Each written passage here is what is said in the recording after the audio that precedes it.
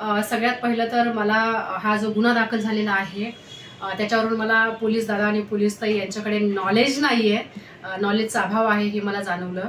कारण तर मी प्रश्न केलेला आहे माझ्या सोशल मीडियावरती आणि प्रश्न करण्याचा अधिकार मला डॉक्टर बाबासाहेब आंबेडकरांनी लिहिलेल्या संविधानात दिलेला आहे. लोकप्रतिनिधीला मग कोणीही प्रश्न करू शकतो, अगदी फक्त पत्रकारच नव्हे तर प्रत्येकजण लोकप्रतिनिधीला प्रश्न करू शकतो. प्रश्नाचं उत्तर द्यायचं सोडून माझ्यावरती गुन्हा दाखल होतो. गुन्हा दाखल झाल्यानंतर जेव्हा माझ्याकडे FIR येतं तर FIR मध्ये असं म्हटलं आहे की माझ्या पोस्टमुळे हिंगोली जिल्ह्यामध्ये भीतीचं वातावरण निर्माण झालेलं आहे. तर मला तुमच्या मार्फत हे सांगायचं आहे की ज्या भारतीय जनता पार्टीचा जिल्हा प्रमुख पप्पू चव्हाण याच्यावरती जेव्हा भर दिवसा गोळीबार होतो आणि तो जिवाणीशी म्हणजे वाचतो, म्हणजे ऑलमोस्ट तो मेलेलाच होता पण तो वाचतो, तर तेव्हा हिंगोली जिल्ह्यामध्ये भीतीचं वातावरण तयार होत नाही. त्याच्यानंतर जे मनोज जरांगे पाटील यांचे जे आंदोलनकर्ते होते जेव्हा त्यांच्यावरती गोळीबार होतो तेव्हा महाराष्ट्रामध्ये भीतीचं वातावरण तयार होत नाही.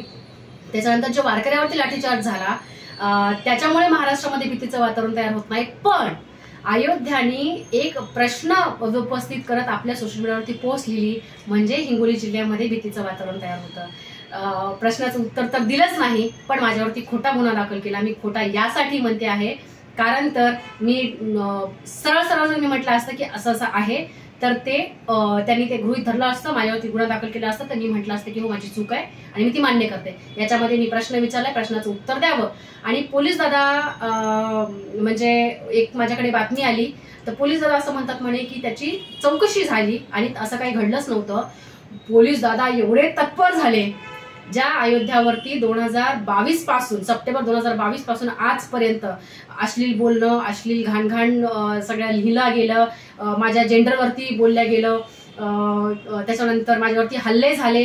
राजन विचारे साहेब आणि जितेंद्र आव्हाड साहेबांनी सगळे पुरावे तिथं देऊन सुद्धा अजूनही पोलीस म्हणजे चौकशाच करत आहेत. पण ही मात्र इतक्या पटकन चौकशी झाली आणि असं काही घडलंच नाही आणि लगेच माझ्यावरती गुन्हा दाखल होतो. खरंच आश्चर्याची गोष्ट आहे. पोलीस दादाचं करावं थोडं कौतुक कमीच आहे. प्रश्न माझा असा होता की हिंगोलीमध्ये संतोष बांगर यांच्या घराच्या बाहेर म्हणजे हिंगोलीमध्ये शिवीगाळ आणि फायरिंग झाली म्हणे माझा असा प्रश्न होता. आणि त्याच्या खाली असं होतं की आमदार संतोष बांगर यावरती काय खरं काय खोटं सांगतील का, हा माझा त्यांना प्रश्न होता. मग संतोष बांगरने समोर येऊन सांगायचं होतं की नाही हे खोटं आहे किंवा नाही हे खरं आहे. हे तर सांगितलंच नाही. अरे जो तुम्हाला मूळ प्रश्न केला त्या प्रश्नाचं उत्तर द्या ना. तुम्ही काय आमच्यावरती गुन्हे दाखल करून तुम्ही आमची तोंड बंद करण्याचा प्रयत्न करताय. हा माझ्यावरती 6वा FIR दाखल आहे. मला गप्प करण्यासाठी अश्लील बोलल्या गेलं, लिहिल्या गेलं, हल्ला झाले तरी मी गप्प बसली नाही. ह्यांना माझ्याकडे काही ED CD लावण्यासारखी IT लावण्यासारखी काही सापडत नाहीये म्हणून हे माझ्यावरती असे खोटे गुन्हे दाखल करत आहेत. जसे आतापर्यंत मी मागच्या 5 FIRला सामोरी गेलेली आहे तसंच मी FIRला सुद्धा सामोरं जाईल. पोलीस दादानी पोलीस ताई जे मला प्रश्न जे काही मला करतील मी त्या प्रश्नाचं उत्तर देईल. मी प्रश्नावरती यासाठी जोर करते कारण मी आमदार संतोष बांगर सारखी किंवा जे मी महाराष्ट्राला जे सत्ताधारी आहे जे आतापर्यंत अनेक वेळा देवेंद्र फडणवीस असतील किंवा एकनाथ शिंदे असतील ह्यांना जसे मी सत्ताधाऱ्यांना अनेकदा प्रश्न विचारलेले आहेत त्यांनी माझ्या प्रश्नाची उत्तरं कधीच दिलेली नाहीत.